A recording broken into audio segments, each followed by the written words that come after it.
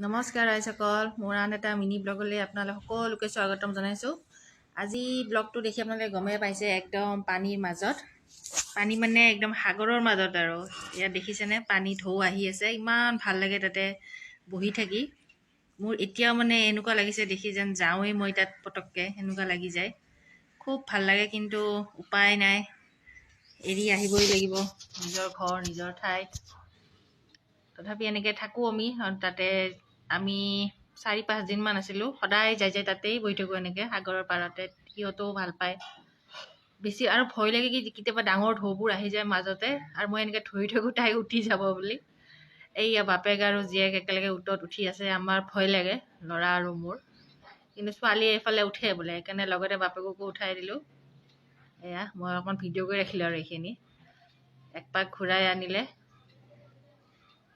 আৰু আমি এইফালে চেয়াৰত বহি চাই আছোঁ আৰু সাগৰৰ পৰা এনেকুৱা তাৰমানে। আৰু আবেলি টাইমত এনেকৈ চেয়াৰ পাৰি থৈ দিয়ে, চব বহে আৰু তাতে ঝালমুড়ি বা মেগী চাহ সেইবিলাক ভাজা মাছ সেইবিলাক পায়, তাতে বহি বহি খায়।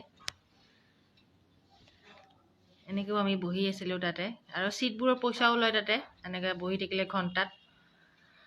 তথাপি যি হওক খুব ভাল লাগিল যায়, আৰু যেন যাব পাৰোঁ তাৰে কামনা থাকিল আৰু ভগৱানৰ ওচৰত। আহিলোঁ।